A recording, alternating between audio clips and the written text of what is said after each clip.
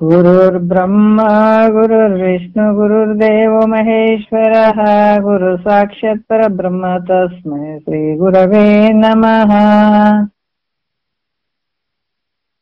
ಧ್ಯಾನ ಮೂಲ ಗುರುಮೂರ್ತಿ ಪೂಜೆ ಮೂಲ ಗುರುಪಾದ ಮಂತ್ರ ಮೂಲ ಗುರು ವಾಕ್ಯ ಮುಕ್ತಿ ಮೂಲ ಗುರು ಕೃಪಾ ಶ್ರೋತ್ರಿಯ ಬ್ರಹ್ಮನಿಷ್ಠ ಸದ್ಗುರು ಬಸವಾನಂದರ ಪಾದ ಕಮಲಗಳಿಗೂ ಹಾಗೂ ಅವರ ಪ್ರತಿರೂಪದಂತಹ ನಿಜಗುಣಪ್ಪನವರ ಪಾದ ಕಮಲಗಳಿಗೂ ನನ್ನ ದೀರ್ಘದಂಡ ಪ್ರಣಾಮಗಳನ್ನು ಸಲ್ಲಿಸುತ್ತಾ ಸದ್ಗುರು ಮಾರ್ತಂಡ ಸಾಬಾಯಿ ಸದ್ಗುರುಗಳ ಪಾದ ಕಮಲಗಳಿಗೂ ಹಾಗೂ ರಾಯಪ್ಪ ಸದ್ಗುರುಗಳ ಪಾದ ಕಮಲಗಳಿಗೂ ನನ್ನ ದೀರ್ಘದಂಡ ಪ್ರಣಾಮಗಳನ್ನು ಸಲ್ಲಿಸುತ್ತಾ ಗುರು ಸ್ವರೂಪರಂತ ನನ್ನ ಪ್ರತಿದೇವಿ ಕೂಡ ನನ್ನ ದೀರ್ಘದಂಡ ಪ್ರಣಾಮಗಳನ್ನು ಸಲ್ಲಿಸುತ್ತಾ ಮನದಲ್ಲಿ ಸ್ಮರಿಸಿಕೊಳ್ಳುತ್ತಾ ತಮ್ಮೆಲ್ಲರಿಗೂ ವಂದಿಸುತ್ತಾ ಇವತ್ತಿನ ಪರಮಾರ್ಥ ಗೀತೆ ನಡೆದಂಥದ್ದು ತೃತೀಯ ಗತಿ ನಡೆದದ.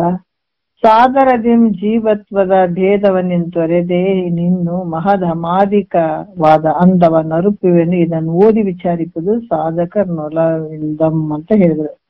ಸಾದರದಿಂ ಅಂದ್ರೆ ಪ್ರೀತಿಯಿಂದ ಜೀವತ್ವದ ಏನು ಸ್ವರೂಪದ ಅಂದ್ರೆ ಈ ವಿಶ್ವಾದಿ ಜೀವ ಭೇದವನ್ನ ನಾನು ಪ್ರಕಾರ ಹೇಳಿದೆ ಹಿಂದಿನದ್ರಾಗ. ಈಗ ಮಹತ್ತತ್ವ ಅಹಂಕಾರ ಮೊದಲಾದವುಗಳ ಬಗ್ಗೆ ಅದನ್ನ ನಾನು ಹೇಳ್ತೀನಿ ಅಂತ ಹೇಳಿದ್ರು ಈ 3ನೇ ಒಂದು ಗತಿಯಲ್ಲಿ ಹೇಳ್ತಾ ಇದ್ದಾರೆ.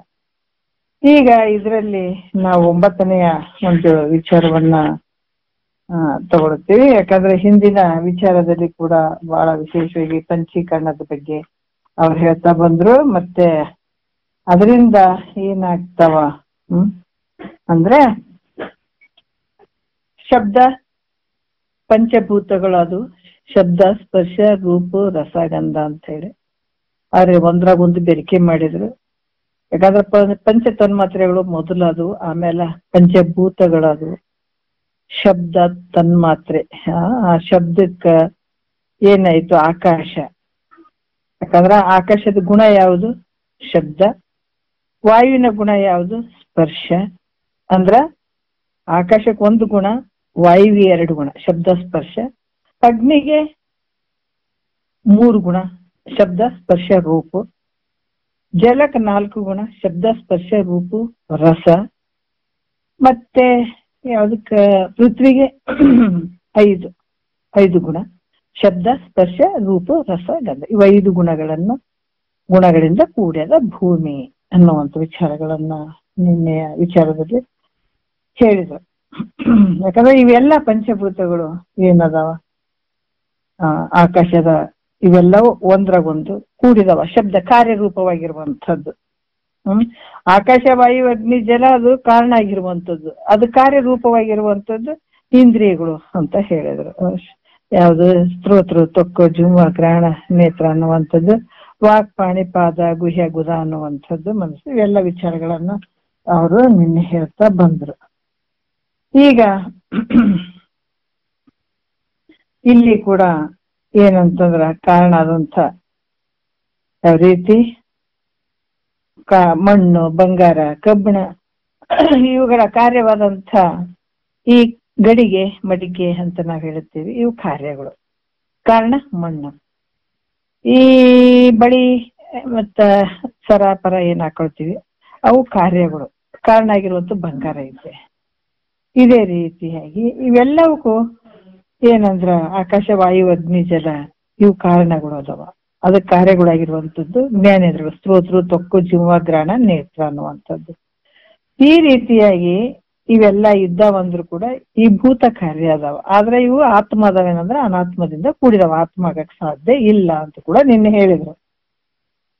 ಇಲ್ಲಿ ಏನ್ ಹೇಳ್ತಾರ ನಾವ್ ನೋಡೋಣ. 9ನೇ ನುಡಿಯಲ್ಲಿ ಬಹಳ ವಿಶೇಷವಾಗಿ ಹೇಳ್ತಾರ. ಪ್ರಕೃತಿಗೆ ಸಹಜಾಶ್ರಯವಾಗಿರ್ದ ಸುಕೃತಿಯೇ ನಿನ್ನೋಡು ಕೊಳೆಯುತ್ತಿರ್ದ ತವೆ ಮೊದಲೆನಿಸುವ ಮಹಧಾಮುಗಳು ರವವಾದಿಗಳ ತನ್ಮಾತ್ರೆಗಳು ಪ್ರಕೃತಿಯ ವಿಕೃತಿಗಳೆನಿಸುವವು 7 ಪ್ರಕೃತಿಗಳೆಂದೆನಿಸಿರ್ಪವು ಕೇಳು ಅದರಿಂದುದಿಸಿದ ಭೂತಮಿವೈದು ವಿವಿಧವೆನಿಸುವ ಇಂದ್ರಿಯವಿರೈದು ಮನವೆಂಬುವುದದಿ ಕೇಂದ್ರೀಯ ಮಿಹುದೊಂದೊಂದು ಇನಿತನ್ನು ಷೋಡಶ ವಿಕೃತಿಗಳೆಂದು ತೇಳುವ ಅರಿವು ಜಗದ ಆಕಾರವನ್ನು ತಾಳಿಹವು ಎಂಬುದನ್ನರಿಯಲೇ ಸೂನು ಅಂತ ಇಲ್ಲಿ 7 ಪ್ರಕೃತಿ ವಿಕೃತಿಗಳನ್ನ 16 ವಿಕೃತಿ. ಯಾಕಂದ್ರೆ ಈ ವಿಚಾರಗಳನ್ನ ಇಲ್ಲಿ ಹಲವಾರು ವಿಚಾರಗಳನ್ನ ಹೇಳ್ತಾ ಬರ್ತಾರೆ. ಯಾಕಂದ್ರೆ ಸುಕೃತಿ ಅಂತಂದ್ರೆ ಪುಣ್ಯಶಾಲಿಯೇ ಯಾಕಂತಂದ್ರ ಇದು ಹೆಂಗದ, ಜನ್ಮ ಜನ್ಮಾಂತರದಲ್ಲಿ ಮಾಡಿದಂತ ನಿಷ್ಕಾಮ ಪುಣ್ಯದ ಫಲ ಇವಾಗ ಕೇಳುವಂತದಕ್ಕೆ ಮಹಾತ್ಮರು ಹೇಳ್ತಾರೆ.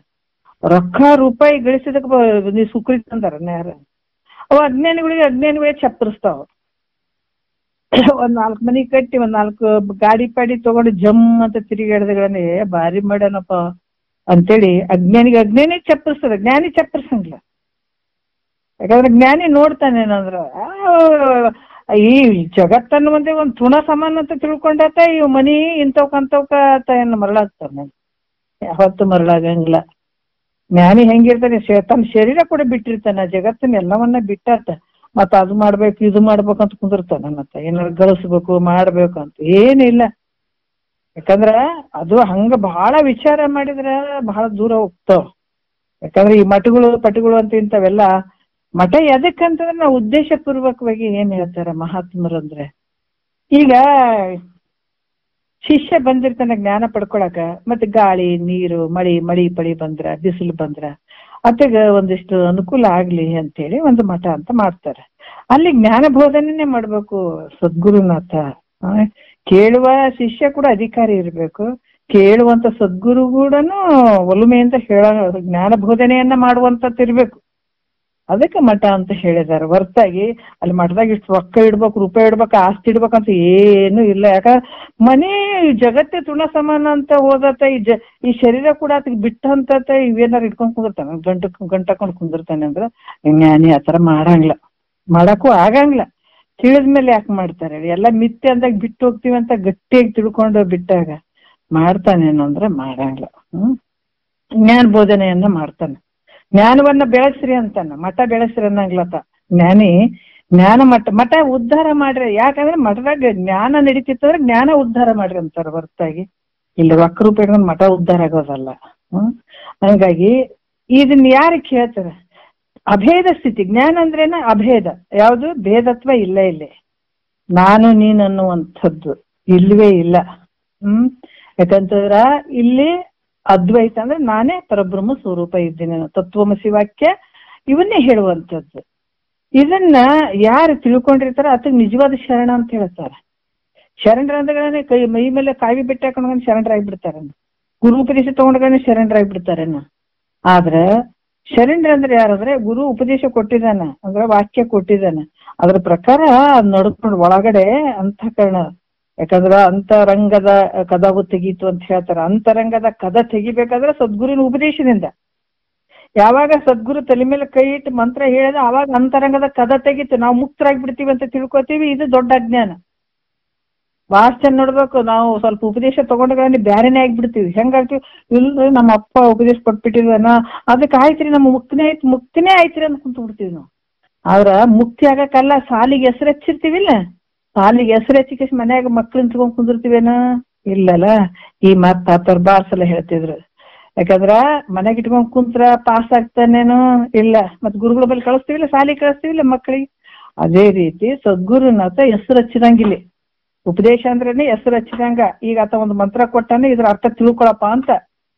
ಅದ್ರ ಅಂತರಂಗದ ಕದವು ತೆಗೀತು. ಯಾವಾಗ ತೆಗೀತು? ಸದ್ಗುರು ತಲೆ ಮೇಲೆ ಕೈ ಇಟ್ಟ ಮೇಲೆ ಅವಾಗ ಅಂತರಂಗದ ಕದ ತೆಗೆದಾಗ ಒಳಗೆ ನೀನು ಇನ್ನು ಪ್ರವೇಶ ಮಾಡ್ಬೇಕು, ಇನ್ನು ತಿಳ್ಕೊಳ್ಬೇಕು. ಶರೀರ ಅಂದ್ರೇನು, ಇಂದ್ರಿಯಗಳು ಅಂದ್ರೇನು, ಪಂಚಕೋಶಗಳು ಅಂದ್ರೇನು, ಇವೆಲ್ಲ ತಿಳ್ಕೊಳ್ಬೇಕಾಯ್ತು. ಷಡ್ ವರ್ಗಗಳು ಅಂದ್ರೇನು, ಅಷ್ಟಮದಗಳು ಅಂದ್ರೆ ಏನು, ಜಗತ್ ಅಂದ್ರೇನು, ಶಿವ ಅಂದ್ರೇನು, ಜೀವ ಅಂದ್ರೇನು, ಎಲ್ಲವನ್ನ ತಿಳ್ಕೊಬೇಕಾಯ್ತು. ಅಂದಾಗ ಮಾತ್ರ ನಿಮ್ ಮುಕ್ತನಾಗ್ತೀವಿ. ಅದು ಬಿಟ್ಟಿಗೆ ನಾವು ಯಾರ್ಯಾರ್ದ ತಿಳ್ಕೊತೀವಿ, ಪುರಾಣಗಳನ್ನ ತಿಳ್ಕೊತೀವಿ, ಅವ್ರು ತಿಳ್ಕೊತೀವಿ, ಹಂಗಲ್ಲ ಅದು. ಯಾಕಂದ್ರ ತಿಳ್ಕೊಬೇಕು, ಮಹಾತ್ಮರದ್ದು ಇಲ್ಲ ಅಂತಿಲ್ಲ. ಅದ್ರ ಜೊತೆಗೆ ನಾನು ಯಾರಿದ್ದೀನಿ ಅಂತ ತಿಳ್ಕೊಳ್ಳೋದು ಬಹಳ ಮುಖ್ಯ ಅದು. ಯಾಕಂದ್ರ ಇವೆಲ್ಲ ವಚನಗಳು ಮಹಾತ್ಮರು ತತ್ವ ಪದಗಳು ಬರೆದ್ರೆ ಯಾಕೆ ಬರೆದ್ರಂದ್ರ ಈ ತತ್ವವನ್ನ ತಿಳ್ಕೊಂಡ್ರೆ ಅವ್ರು ತಿಳ್ಕೊಂಡು ಆ ವಚನಗಳ ರೂಪದಲ್ಲಿ ಬರ್ದು ಕುಣಿದಾಡ್ಯಾರ ಅವ್ರು. ಮತ್ತೆ ನಮ್ಗ ತತ್ವ ಗೊತ್ತಿಲ್ಲ, ಕೆಳಗೆ ಹೋಗಿ ನಾವೇಂದ್ರ ಬೇರೆನ ಅರ್ಥನೇ ಮಾಡ್ಕೊಂಡಿಲ್ಲ, ಬರೇ ತತ್ವವನ್ನ ಹಿಡ್ಕೊಂಡು ಹೋದ್ರೆ ಇದು ಬರೇ ವಚನಗಳು ತತ್ವಗಳು ಪದಗಳನ್ನ ಅಷ್ಟೇ ಹಿಡ್ಕೊಂಡ್ರೆ ಮತ್ತೆ ಮೂಲ ನಮಗೆ ಯಾವಾಗ ಗೊತ್ತಾಗ್ಬೇಕು? ಅವಾಗ ಗೊತ್ತಾಗಂಗಿಲ್ಲ. ಅದಕ್ಕೆ ಗೊತ್ತಾಗ್ಬೇಕು ಅಂತಂದ್ರೆ ಶರಣರ ವಾಕ್ಯಗಳು ನಮಗೆ ಪಕ್ಕ ಗೊತ್ತಾಗ್ಬೇಕಾಗಿದ್ರೆ ನಾವು ಮೂಲವಾದಂತ ಬೇರೆಗಳನ್ನ ನೋಡ್ಬೇಕಂದ್ರೆ ತತ್ವವನ್ನ ತಿಳ್ಕೊಂಡಾಗ ಅದ್ರ ಲಕ್ಷ್ಯಾರ್ಥ ನಮ್ಗೆ ಅರ್ಥ ಆಯ್ತದೆ. ಇಲ್ಲಾಂದ್ರೆ ಲಕ್ಷ್ಯಾರ್ಥ ಬರೀ ವಾಚ್ಯಾರ್ಥ ಮಾತ್ರ ನೋಡ್ತೀವಿ, ಲಕ್ಷ್ಯಾರ್ಥ ನಮ್ಗೆ ಅರ್ಥ ಆಗಂಗಿಲ್ಲ. ಅದ್ ಲಕ್ಷ್ಯಾರ್ಥ ಅರ್ಥ ಆಗ್ಬೇಕಾಗಿತ್ತಂದ್ರೆ ನಾವು ಮೂಲ ಸ್ವರೂಪವನ್ನ ತತ್ವವನ್ನ ತಿಳ್ಕೊಬೇಕಾದ್ರೆ ಪ್ರತಿನಿತ್ಯ ಶ್ರವಣ ಮಾಡ್ಬೇಕು, ಅಂದಾಗ ಮಾತ್ರ ಗೊತ್ತಾಗ್ತದೆ. ಅದಕ್ಕೆ ಸುಕೃತಿ ಅಂದ್ರೆ ಪುಣ್ಯಶಾಲಿ ನೋಡಿ ಎಂತ ಅದ್ಭುತವಾಗಿ ವಿಚಾರಗಳನ್ನ ಹೇಳ್ತಾರ. ಇದನ್ನಾಗೇನ್ ರೊಕ್ಕ ಬೇಕಾಗಿಲ್ಲ, ಬಂಡವಾಳ ಏನಿಲ್ಲ ನೋಡ್ರಿ, ಇದ್ರ ಸುಮ್ಮ ಕುಂತು ಕೇಳಿದ್ರೆ ದೊಡ್ಡ ಪುಣ್ಯ ಇದು. ಯಾಕಂದ್ರ ಈ ಸುಖ ಶಾಂತಿ ಏನ್ ಹೊರಗಡೆ ಐತಿ ಏನಂದ್ರೆ ಹೊರಗಡೆ ಎಲ್ಲೂ ಇಲ್ಲ, ಎಲ್ಲಿ ಅದು ಕೊಂಡ್ಕೊಳ್ಳುವಂಥದ್ದು ಅಲ್ಲ. ಯಾವಾಗ ವಿಷಯಗಳ ತ್ಯಾಗ ಮಾಡಿದಾಗ ಅವಾಗ ಆನಂದದ ನಮ್ಮಲ್ಲಿ. ಅವನ್ನೆಲ್ಲ ಬಿಡ್ಬೇಕು, ತೀರಾ ಅದು ಬಹಳ ಅದನ್ನ ಕಡೆ ಒಳ್ಳೆ ನೋಡ್ಬಾರ್ದು, ಆ ತರ ಬಿಟ್ಕೊಟ್ಟಿರ್ಬೇಕು. ಬಿಟ್ಟಾಗ ಮಾತ್ರ ಆನಂದ ಅದ. ಇಲ್ಲಾಂದ್ರೆ ಎಲ್ಲ ಹಿಡ್ಕೊಂಡ್ ಕುಂದಿರ್ತೀವಿ ಅಂದ್ರೆ ನಿನ್ ಮನಸ್ಸಿಗೆ ಏನ ತಳ ಇಲ್ದ ಪಾತ್ರ ಇದ್ದಂಗಿದೆ. ಇದು ಯಾವತ್ತು ತುಂಬಂಗ್ಲಿ ಮನಸ್ಸಿಗೆ, ಯಾವತ್ತು ತೃಪ್ತಿನೂ ಆಗಂಗಿಲ್ಲ. ಅದಕ್ಕ ನಾವು ಏನಂದ್ರ ಲೆಕ್ಕಕ್ಕೆ ಹೋಗ್ಬಾರ್ದು. ಅದನ್ನ ಆದಷ್ಟು ವೈರಾಗ್ಯ ಭಾವದಿಂದ ವಿಷಯಗಳನ್ನ ಬಿಡ್ತಾ ಬರ್ಬೇಕು. ಅದಕ್ಕ ಇಲ್ಲೇನ್ ಹೇಳ್ತಾರ, ಪುಣ್ಯಶಾಲಿಯೇ ಅಂದ್ರ ಇದನ್ ಕೇಳಕ್ ಕುಂತಿಯಲ್ಲ ದೊಡ್ಡ ಪುಣ್ಯಾತ್ಮ ನೋಡ್ರಿ ನೀನು ಅಂತಾರವ್ರು ಮಹಾತ್ಮರು. ಶಾಂತರು ವಸೆದೌದೆಂದು ಬಣ್ಣಿಸುವ ವರ್ತನ ಅಂತ ಮಹಾತ್ಮರು ಎದಕ್ಕೆ ಖುಷಿ ಪಡ್ತಾರಂದ್ರ ಇದನ್ನ ಇಷ್ಟು ಸಂಸಾರಗಳ ಮಧ್ಯೆ ಅಥವಾ ಇದನ್ನ ಕೇಳ್ಬೇಕಂತ ಅಪೇಕ್ಷೆ ಐತಲ್ಲ, ಇದನ್ನ ಕುಂತು ಕೇಳ್ಬೇಕಂತ ಅಪೇಕ್ಷೆ ವ್ಯಕ್ತಪಡಿಸ್ತಾ ಇದ್ದಾನಲ್ಲ, ಧನ್ಯ ಶಿಷ್ಯ ಅಂತ ಹೇಳ್ತಾನತ. ಅಂತವ್ರ ಬಹಳ ಖುಷಿ. ತಮ್ಮನ್ನ ತಾವು ತಿಳ್ಕೊಕ್ ಪ್ರಯತ್ನ ಪಡ್ತಾರಲ್ಲ ಈ ಭೂಮಿಗೆ ಬಂದ ಮೇಲೆ, ಅವ್ರನ್ನ ಕಂಡ್ರೆ ಮಹಾತ್ಮರು ಖುಷಿ ಪಡ್ತಾರ, ಸಂತೋಷ ಪಡ್ತಾರ. ಈ ಕೆಲಸ ಅದ್ಭುತವಾದಂತ ಕೆಲಸ ಮಾಡ್ಕೋಕತ್ತಾರಲ್ಲ ಅಂತ ಖುಷಿ ಆಗ್ತದ. ನೀನೇ ಒಂದ್ 10 ಹೊಲ ತಗೊಂಡ್ ಮನೆ ತಗೊಂಡ್ ಗಾಡಿ ತಗೊಂಡ್ ಹಿಂಗ್ ಇಟ್ಟಿನಂದ್ರೆ ಅವೇನ್ ಖುಷಿ ಪಡ್ತಾರೆ ಅಂದ್ರೆ ಇಲ್ಲ. ಯಾಕಂದ್ರೆ ಅದಕ್ಕೆ ಪುಣ್ಯ ಅಂದ್ರೆ ಲೌಕಿಕನೇ ಪುಣ್ಯ ಅಂತಾರ, ಆದ್ರ ಆಧ್ಯಾತ್ಮದ ವಿಚಾರದಲ್ಲಿ ಇದು ಪುಣ್ಯ. ನಾವೇನು ಕುಂತು ಕೇಳಕತ್ತೀವಲ್ಲ ಇದು ಪುಣ್ಯದ ಪ್ರಭಾವ, ಇದು ಫಲ ಇದು. ಅದಕ್ಕೆ ಪ್ರಕೃತಿಗೆ ಅಂದ್ರ ಪ್ರಕೃತಿ ಅಂದ್ರೇನು, 3 ಗುಣಾತ್ಮಕದಿಂದ ಕೂಡಿದಂತ ಪ್ರಕೃತಿ ಇದು, ತ್ರಿಗುಣಾತ್ಮಕದಿಂದ ಕೂಡಿದಂಥದ್ದು. ಇದಕ್ಕ ಸ್ವರೂಪದಿಂದ ಏನು ಅಧಿಷ್ಠಾನವಾಗಿರುವಂತ. ಯಾಕಂದ್ರೆ ಸ್ವರೂಪದಿಂದ ಏನಾಗ್ಯದ, ನೀನು ಈ ಪ್ರಕೃತಿಗೆ ಹೆಂಗಿದೆ ಅಧಿಷ್ಠಾನವಾಗಿದೆ. ನಿನ್ನ ಸಚ್ಚಿದಾನಂದ ರೂಪದಲ್ಲಿ ತೋರಕತ್ಯಾವ. ಯಾಕಂತಂದ್ರ ಇವು ಎಲ್ಲಿ ತೋರಕತ್ತಾವ, ಈ ತ್ರಿಗುಣದಿಂದ ಕೂಡಿದಂತ ಈ ಪ್ರಕೃತಿ ನಿನ್ನ ಅಧಿಷ್ಠಾನವಾಗಿರೋದು. ಈ ಪ್ರಕೃತಿಗೆ ಅಧಿಷ್ಠಾನವಾಗಿರುವಂತದ್ದು ನಿನ್ನ ಸ್ವರೂಪ, ಇದು ಅಧಿಷ್ಠಾನವಾಗಿರುವಂತದ್ದು. ಇಲ್ಲೇ ಇವೆಲ್ಲ ತೋರಕತ್ತಾವ. ಯಾಕಂದ್ರ ಈ ಜಗತ್ತಿನ ಉತ್ಪತ್ತಿಗೆ ಮೊದಲೇ ಈ ಏನು ಹೇಳ್ತಾರ ನೋಡ್ರಿ. ಯಾಕಂದ್ರ ಈ ವಿಚಾರದಲ್ಲಿ ಇವೆಲ್ಲ ಮೊದಲೇ ಇದ್ದು ಅಂತ ಹೇಳ್ತಾರೆ. ಏನಿದ್ದು ಅನೇಕ ಜನ್ಮಗಳಲ್ಲಿ, ಯಾಕಂದ್ರ ನಿಷ್ಕಾಮ ಪುಣ್ಯ ಮಾಡಿ ಈ ಮಾಡಿದಾಗ ಶುದ್ಧ ಅಂತಃಕರಣ ಇದ್ದಂತ ಶಿಷ್ಯನಿಗೆ ಮಾತ್ರ ಇವೆಲ್ಲ ಗೊತ್ತಾಗ್ತದೆ, ಇದು ಸಿಗ್ತದೆ, ಈ ವಿಚಾರಗಳು ಸಿಗ್ತಾವತ್ತೀಗ. ಅದಕ್ಕ ಇದು ಆಶ್ರಯವಾಗಿರುವಂತದ್ದು, ತ್ರಿಗುಣಾತ್ಮಕ ಪ್ರಕೃತಿಗೆ ಆಶ್ರಯವಾಗಿರುವಂತದ್ದು ಯಾವುದು, ಸಚ್ಚಿದಾನಂದ ಸ್ವರೂಪವಾದಂಥದ್ದು ನಿನ್ನಲ್ಲೇ. ಮೊಟ್ಟ ಮೊದಲು ಯಾವಾದವಪ್ಪ ಅಂದ್ರೆ ಈ ಪ್ರಕೃತಿಯಿಂದ ಏನಾಯ್ತು, ಪ್ರಕೃತಿಯಿಂದ ಬಹಳ ಸೂಕ್ಷ್ಮ ಅದಾವ. ಯಾಕಂದ್ರ ಇವು ಮಧ್ಯೆ ಇದಂದ್ರೆ ಹೆಂಗ್ರಿ ಇದಂದ್ರೆ ಹೆಂಗ್ರಿ ಅಂತ ಕೇಳ್ತಿರ್ತಾರೆ ಕೆಲವರೆಲ್ಲ. ಈ ಕ್ರಮದಲ್ಲಿ ಹಿಂಗ್ ಬರ್ತಾವ ನೋಡ್ರಿ. ಯಾಕಂದ್ರೆ ಎಲ್ಲದ ಕ್ರಮವಾಗಿ ಸ್ವಲ್ಪ ಪೇಶನ್ಸ್ ಅಂತ ಕೇಳಿದ್ರೆ ಎಲ್ಲದಕ್ಕೂ ಉತ್ತರ ಸಿಗ್ತಾವ. ಅದ್ರ ಮಧ್ಯೆ ತಿಳಿದ್ರೆ ಅರ್ಥನೂ ಆಗಂಗಿಲ್ಲ ಅವ್ರಿಗೆ. ಹಂಗಾಗಿ ಇಲ್ಲಿ ಹೇಳ್ತಾರ, ಮೊಟ್ಟ ಮೊದಲು ಏನಾಯ್ತು ನಿನ್ನ ಸ್ವರೂಪದಲ್ಲಿ ಅಂದ್ರೆ ಪ್ರಕೃತಿ ಆಯ್ತು. ಆ ಪ್ರಕೃತಿಯಿಂದ ಏನಾಯ್ತು, ಮಹತ್ತತ್ವ ಆಯ್ತು. ಈ ಮಹತ್ತತ್ವ ಆಮೇಲೆ ಅಹಂಕಾರ ಮತ್ತೆ ಈ ಪಂಚತನ್ಮಾತ್ರೆಗಳು, ಶಬ್ದ ಸ್ಪರ್ಶ ರೂಪು ರಸ ಗಂಧ, ಇವು ಪಂಚತನ್ಮಾತ್ರೆಗಳು. ಏನಾಯ್ತು ಈಗ, ಪ್ರಕೃತಿ 1, ಮಹತ್ತತ್ವ 2, ಅಹಂಕಾರ 3, ಶಬ್ದ 4, ಸ್ಪರ್ಶ 5, ರೂಪು 6. ಈ ಪ್ರಕೃತಿಯಿಂದ ಮಹತ್ತತ್ವ, ಅಹಂಕಾರ 1, ಶಬ್ದ 2, ಸ್ಪರ್ಶ 3, ರೂಪು 4, ರಸ ಗಂಧ, ಆಮೇಲೆ ರಸ 5, ಗಂಧ 7 ನೋಡ್ರಿ. 1, 2, 3, 4, 5, 6, 7 ಮಹತ್ತತ್ವ. ಪ್ರಕೃತಿಯಿಂದ ಮಹತ್ತತ್ವ 1, ಅಹಂಕಾರ 2, ಶಬ್ದ 3, ಸ್ಪರ್ಶ 4, ರೂಪು 5, ರಸ 6, ಗಂಧ 7. ಇವು ಒಟ್ಟಿನಲ್ಲಿ 7 ಅಥವಾ ಒಟ್ಟಿನಲ್ಲಿ ಇವು ಪಂಚತನ್ಮಾತ್ರೆಗಳು ಅಂತ ಹೇಳ್ತಾರೆ. ಪಂಚತನ್ಮಾತ್ರೆಗಳು ಯಾವಂತಂದ್ರ ಈ ಶಬ್ದ ಸ್ಪರ್ಶ ರೂಪು ರಸ ಗಂಧ, ಇವು ಪಂಚತನ್ಮಾತ್ರೆಗಳು. ಇವು ಒಟ್ಟುಗೂಡಿ 7. ಅದ್ರಾಗ ಯಾವ್ದಂತಂದ್ರ ಅಹಂಕಾರ ಮತ್ತೆ ಮಹತ್ತತ್ವ ಹಿಡಿದ್ರೆ 7 ಆದವು. 7 ತತ್ವಗಳು. ಈ ರೀತಿಯಾಗಿ ಇಲ್ಲಿ ಈ ಪ್ರಕೃತಿಯಿಂದ ಉತ್ಪತ್ತಿ ಆದುದ್ರಿಂದ ಏನದು ಇವು ವಿಕೃತಿ ಅಂತ ಹೇಳಿಸ್ಕೊಳ್ತಾವೆ. ಇವೆ ಯಾವ ಮಹತ್ತತ್ವ, ಪ್ರಕೃತಿಯಿಂದ ಮಹತ್ತತ್ವ, ಅಹಂಕಾರ, ಶಬ್ದ, ಸ್ಪರ್ಶ, ರೂಪ, ರಸ, ಗಂಧ, ಈ ಪಂಚತನ್ಮಾತ್ರ ಒಟ್ಟುಗೂಡಿ 7. ಇವು 7 ಹಿಂಗ ಪ್ರಕೃತಿಯಿಂದನೇ ವಿಕಾರ ಹೊಂದ್ಕೊಂಡು ಬಂದ್ವಿ. ಇದಕ್ಕ ವಿಕೃತಿಗಳು ಅಂತ ಹೇಳ್ತಾವ, ಅನ್ಸ್ಕೊಳ್ತಾವ. ಮತ್ತೆ ಇಲ್ಲಿ ಈ ಮತ್ತೆ ಆಮೇಲೆ ಇದ್ರ ಕಾರ್ಯಕ್ಕೆ ಇವೆಲ್ಲ ಮುಂದ ಇವಕ್ಕ ಕಾರ್ಯ ಆಗುವಂಥದ್ದು ಈ ಪೂರ್ವ. ಯಾಕಂದ್ರ ಪೂರ್ವಾಪರ ಅಂತ ಹೇಳಿದ್ರ ಪೂರ್ವ ಅಂದ್ರ ಕಾರಣವಾದುದ್ರಿಂದ ಇವೆಲ್ಲವೂ 7 ಪ್ರಕೃತಿಗಳೆಂದು ಹೇಳಿಸ್ಕೊಡ್ತಾವ. ಇವು ಕೂಡ ಮತ್ತೆ ಏನ್ ಅನಿಸ್ಕೊತಾವ, ಇವು ಕಾರಣಗಳಂತ ಕೂಡ 7 ಪ್ರಕೃತಿಗಳಂತ ಕೂಡ ಹೇಳಿಸ್ಕೊಡ್ತಾವ. ಇವೆ ಹೆಂಗಂದ್ರ ಪ್ರಕೃತಿಯಿಂದ ಮಹತತ್ವ ಉತ್ಪನ್ನ ಆಯ್ತು, ಹೌದಿಲ್ಲ? ಇವು 7 ಪ್ರಕೃತಿಗಳಂತ ಕೂಡ ಹೇಳಿಸ್ಕೊಳ್ತಾವ. ಇವೆ ಹೆಂಗಂದ್ರ ಈ ಪ್ರಕೃತಿ, ಅದು ಪ್ರಕೃತಿ ವಿಕಾರ ಹೊಂದುತ್ತಾ ಬರ್ತದೆ, ಹಾಲ್ ಕೆಟ್ಟ ಮೊಸರದಂಗ. ಈ ಪ್ರಕೃತಿನ ಏನಾಯ್ತು, ಮಹತತ್ವ ಆಯ್ತು. ಮಹತತ್ವ ಪ್ರಕೃತಿ ವಿಕೃತಿಯಾಗಿ ಮಹತತ್ವ ಆಯ್ತು. ಮಹತತ್ವ ವಿಕೃತಿಯಾಗಿ ನೋಡ್ರಿ ಅಹಂಕಾರ ಉತ್ಪನ್ನ ಆಯ್ತು. ಅಹಂಕಾರದಿಂದ ಏನಾಯ್ತು, ಅಹಂಕಾರ ಯಾವಾಗ ಉತ್ಪನ್ನ ಆಯ್ತು ಅಲ್ಲಿ ಕೂಡ ಈ ಪ್ರಕೃತಿ ಮಹತತ್ವವು ಈ ಪ್ರಕೃತಿ ಆಯ್ತು. ಅಹಂಕಾರ ವಿಕೃತಿ ಆಯ್ತು. ಆ ಅಹಂಕಾರ ವಿಕೃತಿಯ ಆಗೋದ್ರಿಂದ ಏನಾಯ್ತು, ಶಬ್ದ ತನ್ಮಾತ್ರೆ ಅಲ್ಲಿ ಉತ್ಪನ್ನ ಆಯ್ತು. ಯಾಕಂದ್ರೆ ಪ್ರಕೃತಿಯಿಂದ ಮಹತತ್ವ ವಿಕೃತಿ ಆಗ್ತದೆ, ಮಹತತ್ವದಿಂದ ಅಹಂಕಾರ ಉತ್ಪನ್ನ ಆಗ್ತದ. ಅಹಂಕಾರ ವಿಕೃತಿ ಆದಾಗ ಅಲ್ಲಿ ಏನಾಗ್ತದ, ಶಬ್ದ ತನ್ಮಾತ್ರೆ ಉತ್ಪನ್ನ ಆಗ್ತದೆ. ಯಾಕಂದ್ರೆ ಇಲ್ಲಿ ಒಂದ್ರಾಗ ಒಂದು, ಈಗ ಅದು ವಿಕೃತಿ ಹೊಂದಿದಾಗ ಅದು ಒಂದು ಪ್ರಕೃತಿ ಆಯ್ತು. ಅರ್ಥ ಆಯ್ತಲ್ಲ? ಪ್ರಕೃತಿಯಿಂದ ಮಹತತ್ವ ಆಯ್ತು ಅಂತಂದಾಗ ಪ್ರಕೃತಿ ಫಸ್ಟ್ ಪ್ರಕೃತಿ ಆಗಿತ್ತು, ಆಮೇಲೆ ಮಹತತ್ವ ಆಯ್ತು.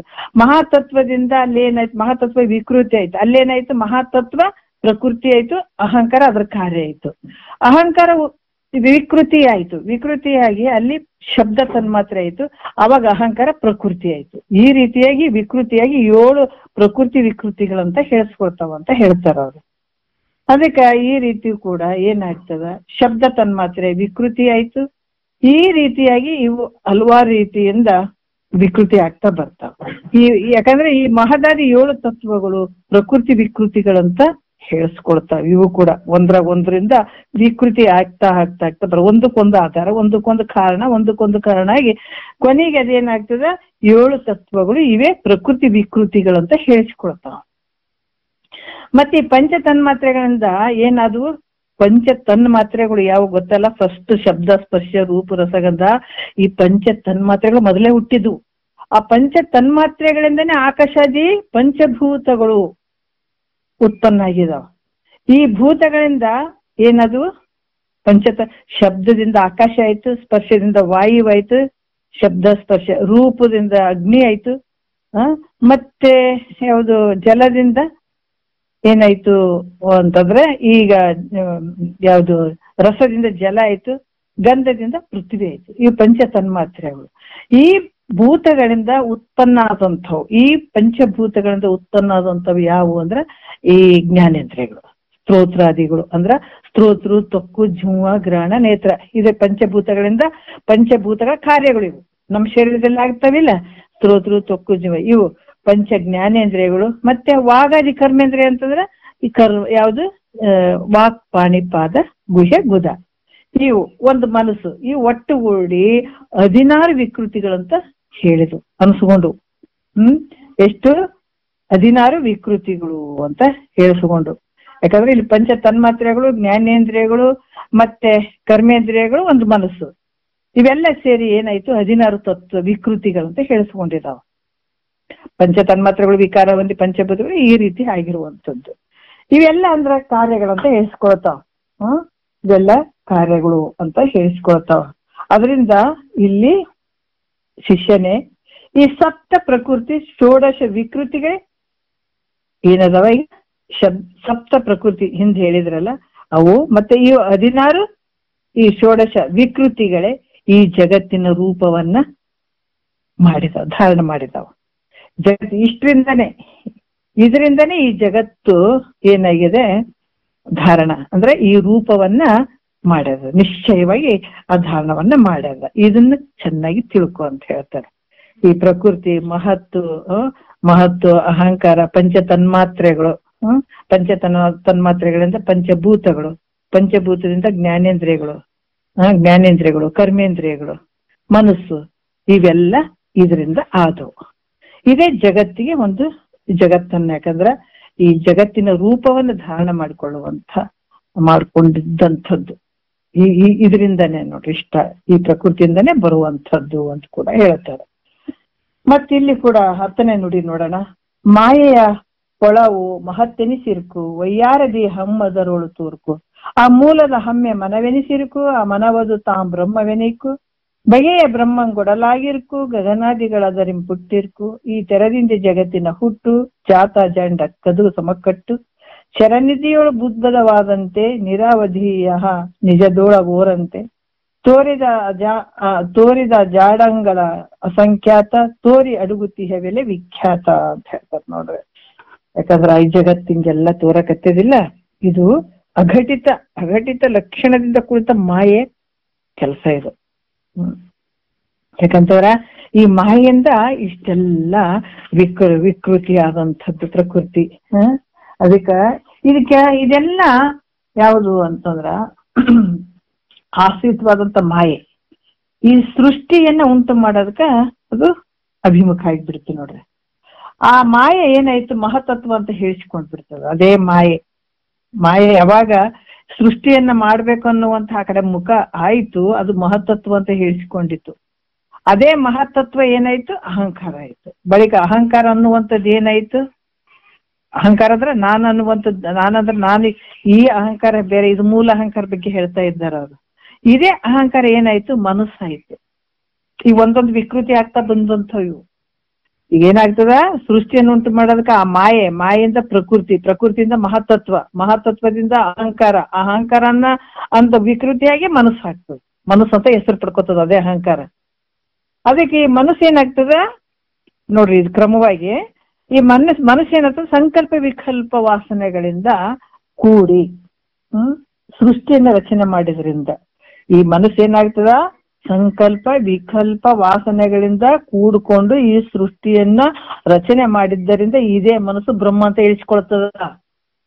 ನಾವೀಗ ಏನ್ ತಿಳ್ಕೊಂಡಿದೀವಿ, ಬಹಳಷ್ಟು ಭ್ರಮೆಯಲ್ಲಿ ತಿಳ್ಕೊಂಡಿದೀವಿ. ಅದಕ್ಕೆ ಇದು ಸೂಕ್ಷ್ಮ ಬುದ್ಧಿಯಿಂದ ನಾವು ಸೂಕ್ಷ್ಮವಾಗಿ ತಿಳ್ಕೊಳ್ಬೇಕಾಗ್ತದೆ. ಈ ಶಿವ ಜೀವ ಜಗತ್ತು ಎಲ್ಲಿ ಐತೆ ಅಂದ್ರೆ ನಿನ್ನೊಳಗ ಐತೆ. ಈ ಬ್ರಹ್ಮ ವಿಷ್ಣು ಮಹೇಶ್ವರ ಎಲ್ಲದರಂದ್ರೆ ದೂರ ಇಲ್ಲ, ನಿನ್ನೊಳಗ ನಡೆದಂಥದ್ದಿದು. ಯಾವಾಗ ಇದು ಮನಸ್ಸು ನೋಡ್ರಿ, ಅಹಂಕಾರ ಅದು ವಿಕಾರಗೊಂಡು ಮನಸ್ಸಾಗ್ತದ. ಮನಸ್ಸು ಅಂತ ಹೆಸರು ಪಡ್ಕೊಂತ ಅದೇ ಅಹಂಕಾರ.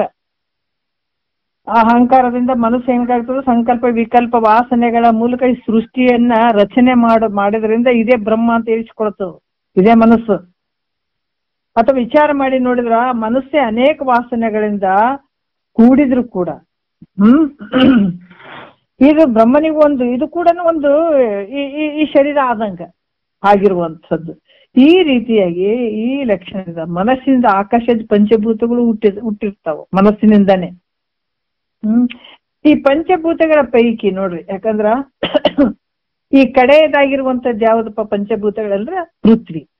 ಈ ಪೃಥ್ವಿಯಲ್ಲಿ ಏನದ, ಬ್ರಹ್ಮಾಂಡ ಅದ. ಈ ಭೂಮಿಯಲ್ಲಿ ಬ್ರಹ್ಮಾಂಡ ಇರುವಂಥದ್ದು. ಈ ಬ್ರಹ್ಮಾಂಡದಲ್ಲಿ ಎಷ್ಟದಾವ, ಈ ಒಂದು ಪೃಥ್ವಿಯಲ್ಲಿ ಒಂದು ಬ್ರಹ್ಮಾಂಡ. ಆ ಬ್ರಹ್ಮಾಂಡದಲ್ಲಿ ಎಷ್ಟದಾವ, 14 ಲೋಕಗಳು ಅದಾವ. 14 ಲೋಕಕ್ಕೆ ಹೆಂಗದಾವ, ಫ್ರೀ ಆಗಿರುವಂತ ಶರೀರಗಳು, ಅದ್ರ ಭೋಗಗಳು ಅದಾವ 14 ಲೋಕಗಳು. ಈ ಪ್ರಕಾರ ಏನಾಗ್ಯದ, ಜಗತ್ತು ನಾಮ ರೂಪಗಳಿಂದ ಕೂಡಿದಂತೆ ಈ ಜಗತ್ತಿನ ಉತ್ಪತ್ತಿ ಆಗ್ಯದ. ಎಲ್ಲಿ ಆಗ್ಯದ, ಅದು ನಿನ್ನೊಳಗೆ ನಡೆದಂಥದ್ದು ಇದೆಲ್ಲ.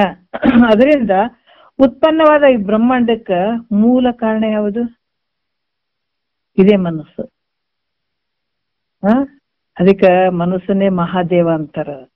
ಅದು ದುಃಖಕ್ಕೂ ಗುರಿ ಆಗ್ಯದ, ಅದೇ ಮನಸ್ಸು ಸುಖಕ್ಕೂ ಗುರಿ ಆಗ್ತದೆ. ಅದು ಬಂಧಕ್ಕೂ ಗುರಿ ಆಗ್ಯದ, ಅದೇ ಮನಸ್ಸು ಮೋಕ್ಷಕ್ಕೂ ಗುರಿ ಆಗ್ತದೆ. ನೋಡ್ರಿ, ಇದೇ ಮನಸ್ಸು ಎಲ್ಲಕ್ಕೂ ಕಾರಣ ಆಗಿರುವಂತ. ಅದಕ್ಕೆ ಬ್ರಹ್ಮಾಂಡಕ್ಕೆ ಈ ಮನಸ್ಸೇ ಮೂಲ ಕಾರಣ ಆಗಿರ್ತದೆ. ಯಾವ ರೀತಿ ಅಂತಂದ್ರ ಇಲ್ಲಿ ಹೇಳ್ತಾರ, ಒಂದ್ ಸಮುದ್ರದ ಅನೇಕ ಈ ಸಣ್ಣ ಸಣ್ಣ ಗುಳ್ಳೆ ನೀರಿನ್ನು, ಯಾಕಂತಂದ್ರ ಆ ರೀತಿ ಸಣ್ಣ ಸಣ್ಣ ಅಸಂಖ್ಯಾತ ಈ ಗುಳ್ಳೆಗಳು ಹಾಕ್ತಾವ ನೀರಿನ ಮೇಲೆ. ಅದೇ ರೀತಿ ದೇಶ ಕಾಲ ವಸ್ತು ಪರಿಚ್ಛೇದ ಶೂನ್ಯವಾದಂಥ, ನೋಡ್ರಿ, ಯಾವ್ದು ಒಂದು ದೇಶಕ್ಕೆ ಸೀಮಿತ ಅಲ್ಲ, ಒಂದು ಕಾಲಕ್ಕೆ ಸೀಮಿತವಾಗಿರುವಂತದ್ದಲ್ಲ, ಒಂದು ವಸ್ತುವಿಗೆ ಸೀಮಿತ ಆಗಿರುವಂಥದ್ದು, ಅದನ್ನ ದಾಟಿ ರಹಿತವಾಗಿ, ಯಾಕಂದ್ರೆ ಪರಿಚ್ಛೇದ ಶೂನ್ಯ, ಯಾವುದಕ್ಕೆ ನಿಲುಕದೇ ಇರುವಂತ ಒಂದು ಅಖಂಡ ಆನಂದ ಸ್ವರೂಪನಾದಂತ ನಿನ್ನಲ್ಲಿ ಈ ಬ್ರಹ್ಮಾಂಡಗಳು ತೋರಿಡ್ತಾವ. ಆ ನೀರಿನಲ್ಲಿ ಯಾವ ರೀತಿ ತೆರೆನೊರೆಗಳು ಅಥವಾ ಗುರುಳೆಗಳು ತೋರಿ ಹೆಂಗಡಗ್ತಾವ, ಅದರಂಗ ನಿನ್ನಲ್ಲಿ ಪರಿಚ್ಛಿನ್ನ ರಹಿತವಾಗಿರುವಂತ ಆ ಸ್ವರೂಪದಲ್ಲಿ, ಅಖಂಡ ಆನಂದ ಸ್ವರೂಪದಲ್ಲಿ ನಿನ್ನಲ್ಲಿ ಬ್ರಹ್ಮಾಂಡಗಳು ತೋರಿ ಅಡಗ್ತಾವ. ಅಂದ್ರ ಬ್ರಹ್ಮಾಂಡಗಳ ಒಂದು ಉತ್ಪತ್ತಿ ನಾಶಕ್ಕೂ, ನಾವ್ ಹೇಳ್ತೀವಲ್ಲ, ಇಷ್ಟು ಶರೀರಗಳು ಬಂದಾವಿಲ್ಲ, ಇಷ್ಟ ಅಪ್ಪ ಅಮ್ಮನ ಬಿಟ್ಟು ಬಂದೀವಿ, ಸಂಸಾರಗಳು ಬಿಟ್ಟು ಬಂದೀವಿ, ಬಹಳ ಜನ್ಮಾಂತರ ಬಿಟ್ಟು ಬಂದೀವಿ. ಈಗ ನಾವು ಸಂಸಾರ ಗುತ್ತಿಗೆ ಹಿಡ್ಕೊಂಡು ಇದೇ ಸಂಸಾರ ಗಟ್ಟಿಯಾಗಿ ಹಿಡ್ಕೊಂಡ್ ಕುಂದ್ರಂಗಿಲ್ಲ, ಬಹಳಷ್ಟು ಬಿಟ್ಕೊಂತ ಬಂದೀವಿ ನಾವು. ಆ ಜನ್ಮಾಂತರ ಇಂಥ ಸಂಸಾರಗಳು, ಇಂಥ ಶರೀರಗಳನ್ನ ಬಿಸಾಕೊಂತ ಬಂದೀವಿ ಎಲ್ಲಾನು. ಆದ್ರ ಇವೆಲ್ಲ ಏನ್ ಬಂದಿದೀವಿಲ್ಲ, ಈ ಜನನ ಮರಣ, ಈ ಹುಟ್ಟು ಸಾವನ್ನುವಂಥದ್ದು, ಜಗತ್ತಿನಲ್ಲಿ ಇಲ್ಲೆಲ್ಲ ವ್ಯವಹಾರ ಮಾಡ್ತೀವಿ. ಈ 3 ಶರೀರಗಳು ಹೆಂಗದಾವ, ಸ್ಥೂಲ, ಸೂಕ್ಷ್ಮ, ಕಾರಣ ಶರೀರ, ವಿಶ್ವ, ತೈಜಸ್, ಪ್ರಾಜ್ಞೆ, ಅಭಿಮಾನಿಗಳು, ಜೀವರುಗಳು, ಆಮೇಲೆ ಏನಾಯ್ತು ಸತ್ವ, ರಜೋ, ತಮೋ ಗುಣಗಳ ಈ ಜಗತ್ತಿನ ವ್ಯವಹಾರ ಇಷ್ಟೆಲ್ಲ ನಡೆದದ. ನಾಮರೂಪಾತ್ಮಕ ಈ ಜಗತ್ತು ಇದೆಲ್ಲ ಎಲ್ಲಿ ತೋರಕತ್ತೇವಂದ್ರೆ ನಿನ್ನಲ್ಲೇ ತೋರ್ತಾವ, ನಿನ್ನಲ್ಲೇ ಅಡಗ್ತಾವ. ಇವೆಲ್ಲದಕ್ಕೂ ಈ ಬ್ರಹ್ಮಾಂಡ ಉತ್ಪತ್ತಿಗೂ ಮತ್ತು ನಾಶಕ್ಕೂ ನೀನೇ ಅಧಿಷ್ಠಾನಾಗೆ. ಯಾವ ರೀತಿ ಬೈಲು ಮನಿಗಳು, ಬಹಳ ಮನಿಗಳು ಅದಾವ, ಹೌದಿಲ್ಲ? ಮನಿಗಳು ಬಹಳ ಅದಾವ. ಮೊದಲು ಇದ್ವೇನು ಮನಿಗಳು ಇರ್ಲಿಲ್ಲ, ಈಗ ತೋರಕತ್ತಾವ. ಇನ್ನೂ ಒಂದು 50 ವರ್ಷ ನೋಡ್ರಿ ಈ ಮನಿಗಳು ಕೂಡ ಇರಂಗಿಲ್ಲ. ಜಾತ್ರೆ ಅಂತ ನೋಡಕ್ ಹೋಗ್ತಿವಿ, ನಾವ್ ಹೆಂಗ್ ನೋಡ್ತೀವಿ ಅಂದ್ರೆ ಅಲ್ಲಿ ಸಣ್ಣವ್ರು ಇರ್ತಾರೆ, ದೊಡ್ಡವ್ರು ಇರ್ತಾರೆ, ನಮ್ಮ ವಯಸ್ಸು ಎಲ್ಲ ತರ ಜನನೂ ಇರ್ತಾರೆ. ಆದ್ರೆ ಎಷ್ಟೋ ಜನ ಇನ್ನೊಂದು 50 ವರ್ಷದಾಗ ಯಾವ ಜನನೂ ಅಲ್ಲಿ ಇರಂಗಿಲ್ಲ, ಆ ಏಜಿನ ಜನಗಳು. ಮತ್ತೆ ಹೊಸ ಒಂದು ಅಲ್ಲಿ ಸೃಷ್ಟಿ ಆಗಿರ್ತದೆ. ಅದಕ್ಕೆ ಇವೆಲ್ಲ ಈ ಭೂಮಿ ಆಗಿರ್ಬೋದು, ಆಕಾಶ ಆಗಿರ್ಬೋದು, ಎಷ್ಟೋ ಜನ ಸಾಯ್ತಾರ, ಹುಟ್ಟುತ್ತಾರ, ಎಷ್ಟೋ ಬೆಳಿತೀವಿ, ಮತ್ತ ನಾನಾ ರೀತಿಯಿಂದ ಏನ್ ಭೂಮಿಯಲ್ಲಿ ನಾವು ಬೆಳೆಗಳನ್ನ ಬಿತ್ತುತ್ತೀವಿ, ಎಷ್ಟೋ ಜನ ಸಾಯ್ತಾರ. ಎಲ್ಲದಕ್ಕೂ ಆಧಾರವಾಗಿ ಸಾಕ್ಷಿಯಾಗಿರುವಂತದ್ದು ಭೂಮಿ. ಅದು ಆಕಾಶ ಕೂಡ ಹಾಗೇನೆ, ಹುಟ್ಟುವಂಥದ್ದು, ಸಾಯುವಂಥದ್ದು, ಬಿಸಿಲು, ಗಾಳಿ, ಮಳಿ ಎಲ್ಲಕ್ಕೂ ಸಾಕ್ಷಿ ರೂಪವಾಗ್ಯದ. ಆದ್ರೆ ಅದಕ್ಕೇನಾದ್ರು ವಿಕಾರತೆ ಐತೇನಂದ್ರೆ ಇಲ್ಲ. ಅದ್ರಂಗ ನೀನ್ ಹೆಂಗಿದಿ, ಎಲ್ಲ ಸಾವು, ನೋವು, ನಲಿವು ಎಲ್ಲ ನಿನ್ನ ಒಳಗ, ನಿನ್ ಕನಸಿನಲ್ಲಿ ಇವೆಲ್ಲ ನಡೀತಾ ಇದ್ದಾವ. ಸತ್ತಂಗಾಗ್ಯದ, ಹುಟ್ಟಿದಂಗಾಗ್ಯದ. ವಿಚಾರ ಮಾಡಿದ್ರೆ ಸತ್ತವನಲ್ಲ, ಹುಟ್ಟಿದವನಲ್ಲ. ಶರೀರ ಇದು ಹೆಂಗ್ ತೋರಕತ್ತಂದ್ರ ಇದು ಕಲ್ಪನೆಯಿಂದ. ಇದೆಲ್ಲ ಹೆಂಗ ಅಂತಂದ್ರ ಇದು ಮಾಯೆಯಿಂದ ತೋರ್ತದೆ, ಇದು ಮಾಯೆ ಆಗ್ಬಿಡುವಂಥದ್ದು. ಶರೀರ ಆಗ್ಲಿ, ಇವೇನ್ ವ್ಯವಹಾರಗಳದಾವಲ್ಲ, ಇದ್ರಾಗೆಲ್ಲ ಮಾಯೆ ಮಿಶ್ರಿತ ಅದ.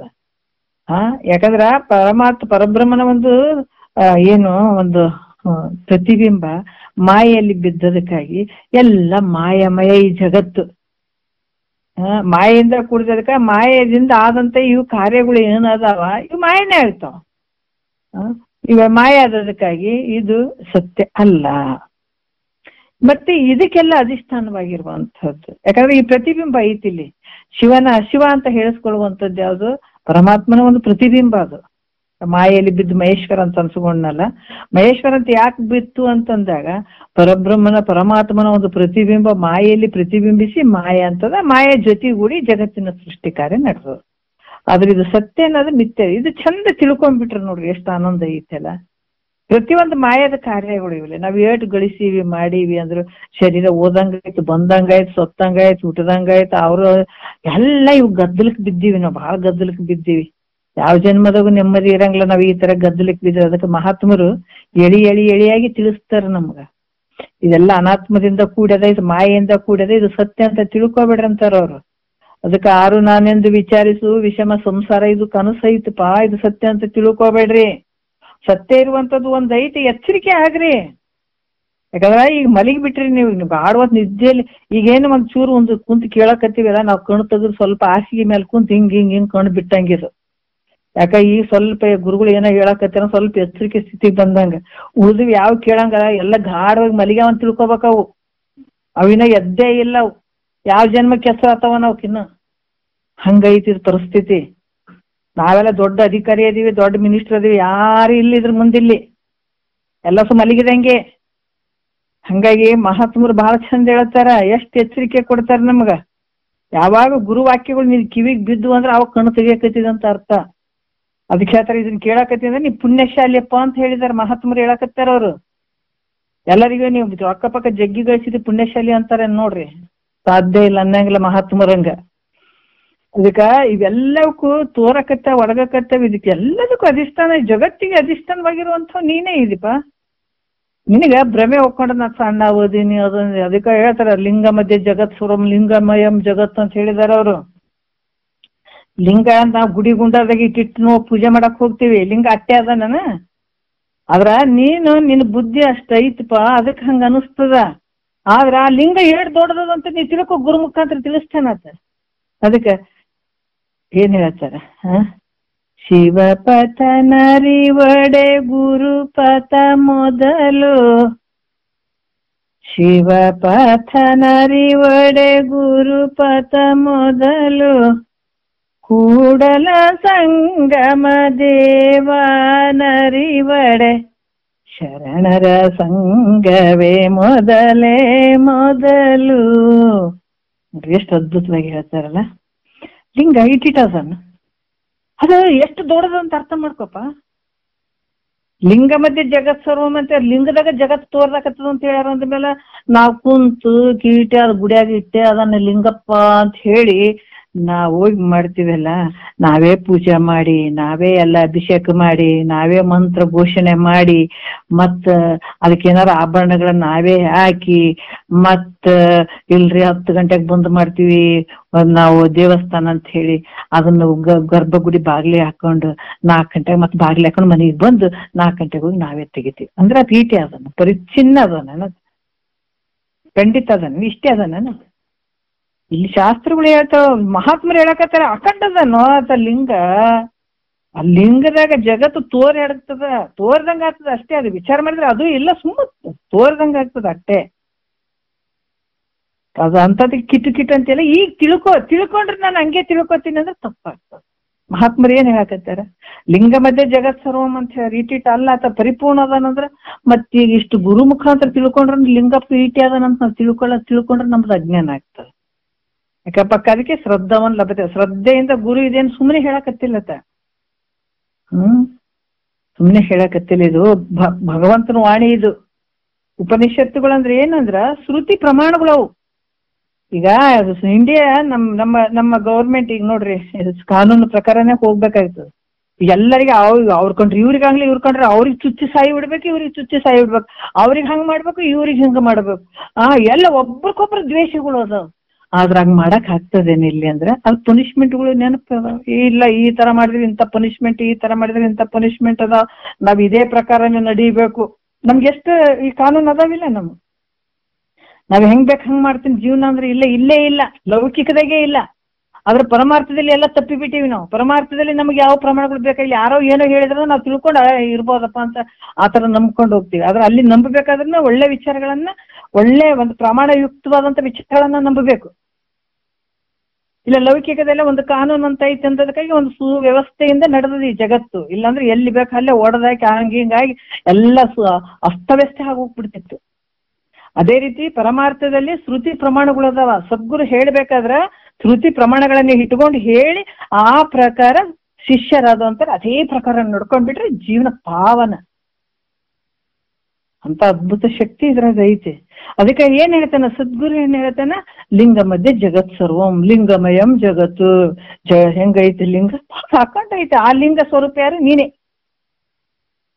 ಯಾವಾಗ ಇವೇನು ಅನಾತ್ಮದಲ್ಲಿ ಆತ್ಮಭಾವ ಮಾಡ್ಕೊಂಡು ಕುಂತಿದಿ ನೀನು, ಶಿವ ಜೀವ ಅನ್ಕೊಂಡ್ ಕುಂತಿದಿ, ಶಿವ ಅನ್ಕೊಂಡ್ ಕುಂತಿದಿ. 2 ಉಪಾಧಿಗಳನ್ನ ತೆಗೆದು ಹಾಕಿಬಿಡು.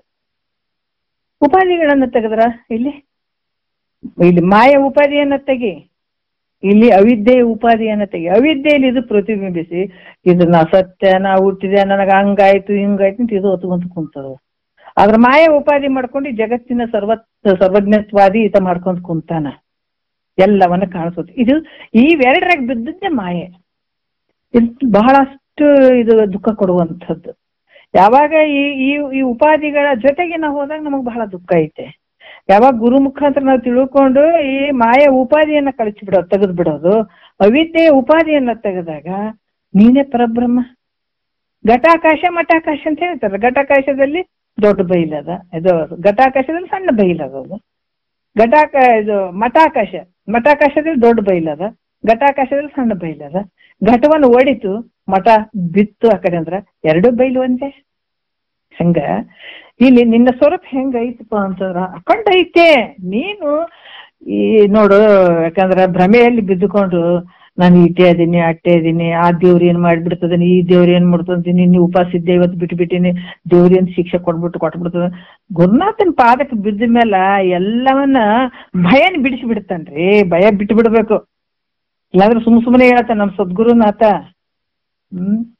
ಆ ದೇವ್ರ ಸ್ವರೂಪನೇ ನೀನೇ ಇದೆ, ಎಲ್ಲ ನಿನ್ನೊಳಗ ಅದಾವ, ಎಲ್ಲ ದೇವ್ರುಗಳು ನಿನ್ನದ್ರಾಗ ಅದಾವ. ಮಾಡ್ಬಾರ್ದಂತಲ್ಲ, ಯಾಕಂದ್ರೆ ಜ್ಞಾನದ ಮಾರ್ಗ ಅಲ್ಲ. ಭಗವಂತ ಎಲ್ಲ ಕಡೆ ಅದಾನ, ಒಂದ್ ಕಡೆ ಇಲ್ಲ ಅಂತಲ್ಲ, ಇಷ್ಟ್ರಾಗ ಅದಾನಂತ ಅಲ್ಲ.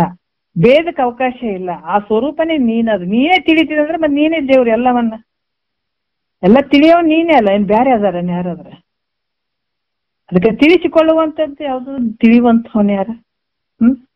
ತಿಳಿಸಿಕೊಳ್ಳುವಂಥದ್ದೆಲ್ಲ ದೃಶ್ಯವಾಗಿ ಅರಿಯುವಂಥದ್ದು, ನಾಶ ಆಗುವಂಥದ್ದು. ತಿಳಿಯುವಂಥ ನೀನು ಯಾವಾಗ್ಲೂ ಇರುವಂಥವ್ನು ತಿಳ್ಕೊ. ಅದಕ್ಕೆ ಅನೇಕ ಬ್ರಹ್ಮಾಂಡಗಳು ಕೂಡ ಅವು ಹೆಂಗ ಉತ್ಪತ್ತಿನೂ ಆಗ್ತಾವ, ನಾಶನೂ ಆಗ್ತಾವಲ್ಲ,